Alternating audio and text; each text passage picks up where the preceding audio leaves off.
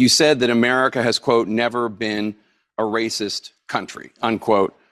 Protections for the institution of slavery were written into the U.S. Constitution. The White House was built with slave labor. When you look at, the Declaration of Independence, it was that, men are created equal with unalienable rights, right? That was what we all knew.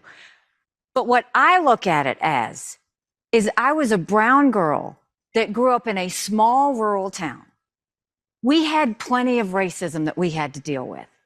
But my parents never said we lived in a racist country. And I'm so thankful they didn't.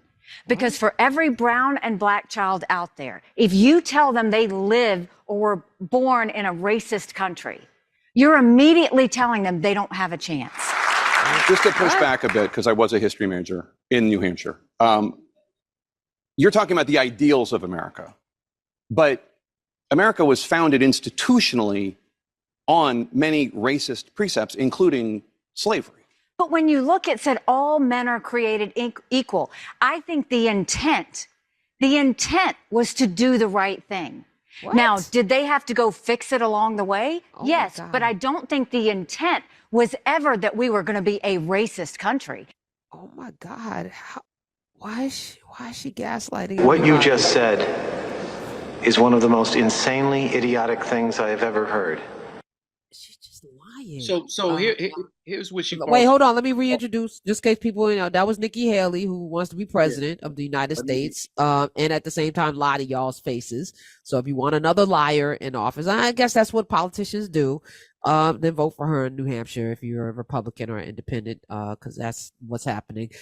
This is the Karen Hunter Show. It's Foolishness Friday. We're going to take a lighthearted view. Lamont King is here. He's a comedian as well as a thought provoker.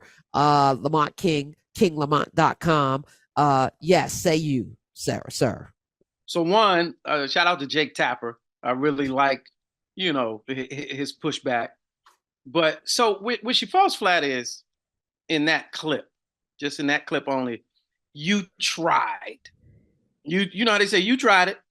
Like you thought you was eating, but you did not eat. She thought she ate, but she did not, as the kids would say. So when she says, she's trying to use the language as if to say, I just read this, I know what I'm talking about. But in all men are created equal, that's a reference to God, not the founding fathers. Founding fathers did not create men.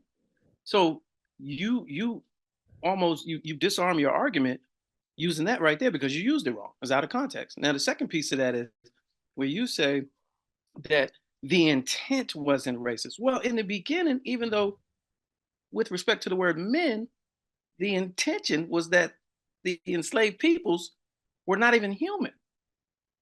So you're using a sentence that wasn't referring to us anyway, to try to say that all men are equal. They didn't consider all humans men.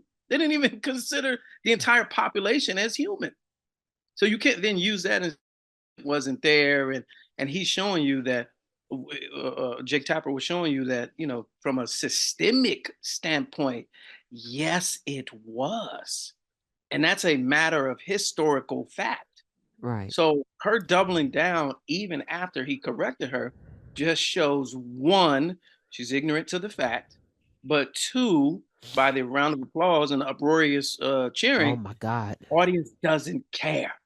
Right. Well, what they applauded was this whole, it's right there in that woke thing, right? When she said, I was a brown girl in a small town and I saw race, but my parents did not tell me, because that's starting you off with the, it's like this whole notion that somehow telling your children the truth about the world that they live in is giving them a handicap, as opposed to telling them the truth so that they can be prepared for whatever the world is. But she also is not telling the truth because she grew up on a HBCU campus. So you growing up around black people, you're not going to really experience the kind of racism. Well, yes, you're going to be called out your name in certain places, where you're going to run into, because in South Carolina, you're going to run into those people. But you were coddled on an HBCU campus. If anything, you were probably taken care of in a way that you probably can't even express. So the fact that you know the truth, I think she knows the truth. Either that or in that moment, I thought she was dumb. I was like, is this woman that dumb? Can she be that dumb? Is she willfully really that ignorant. dumb?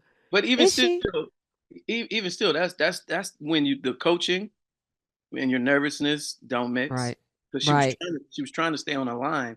And Right. once he gave her a pushback, then she Right. go, oh, wait a minute, Oh, where do I go? so yeah. Because, as much as the right likes to villainize the left for being woke, they're the wokest.